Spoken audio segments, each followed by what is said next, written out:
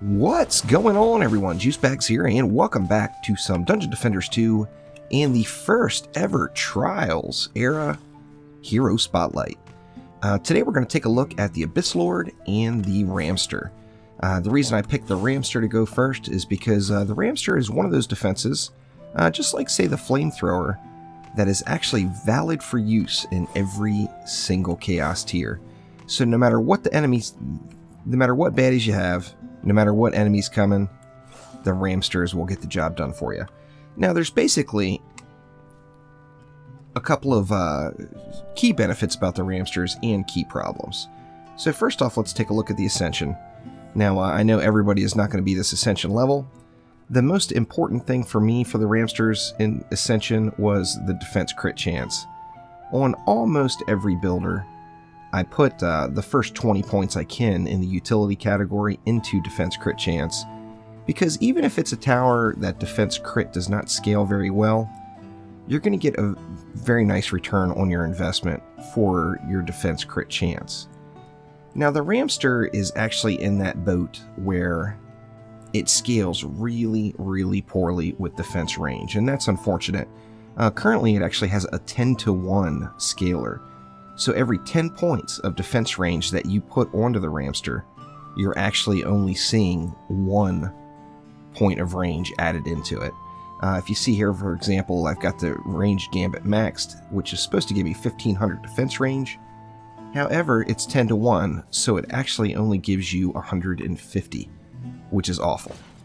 Now, normally, I do not go into this. I usually try to place my Ramsters in a position where the range is not going to be as much of an issue. However, I know a lot of people did go into the range gambit, so I wanted to go ahead and max it out just to show you the return you're getting out of it. Now, of course, the Ramster's default range is 2500, so with that range gambit maxed, I am only at 2650. So, like I said, only 150 points of actual range for the 1500 that you have dumped into it. Now, let's go ahead and move on along through the other Ascension categories. Of course, in defense, the obvious number one is going to be your defense speed. I actually missed a point there for some reason. Everything else after you get defense speed maxed, I'm going to want to put right into Ramster damage. I'm not as concerned about the Ramster health because ideally, of course, you're putting your Ramsters somewhere where they're not going to get hit. Plus, we are going to use a little health on the medallions, or pardon me, on our relics, that are going to help us for a little survivability against any sort of glancing blow. And then, of course, the offense category does not affect the Ramsters at all, so put those wherever you want. Now, we're going to take a look at 4 different relics, and really there's 4 viable relics you can use. Of course, one being better than the others, and that is in this order. Now, I'm using mythical 60 upgrade relics, just so we had kind of an apples-to-apples comparison on all 4 of these.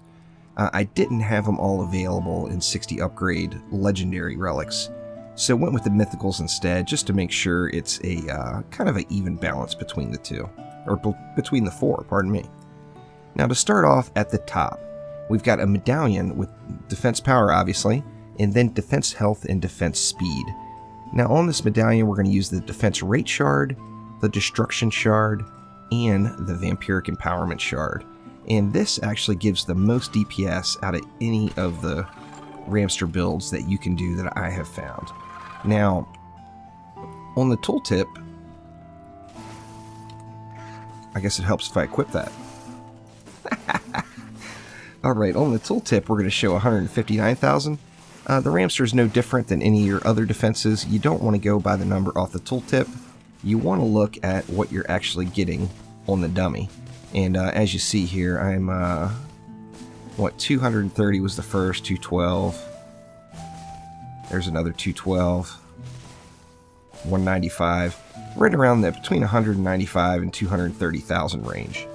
Now, if we go ahead and take that one step down and use a totem instead, let's use these same 3 shards in it.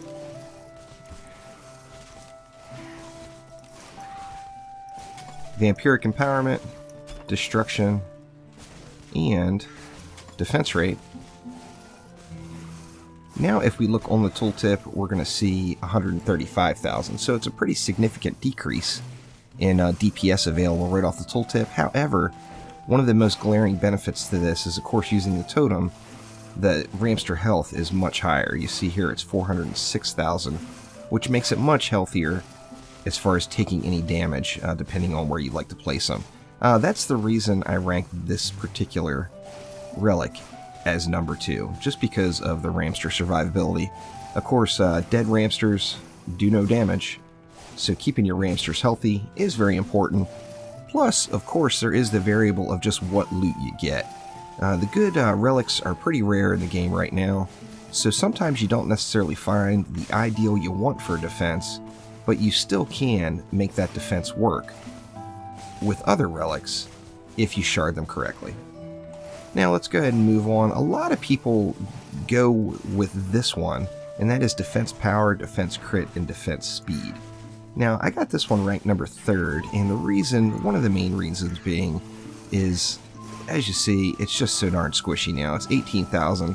If any damage at all comes its way, there's a pretty solid shot, or a pretty solid chance, that it is going to get wrecked. Now, with the defense crit medallion, we're still going to go defense rate, we're still going to go destruction. However, there is no defense health on it, so there's no point in using vampiric empowerment. So what I normally do at this point is use either a defense critical damage sphere or a power transfer sphere.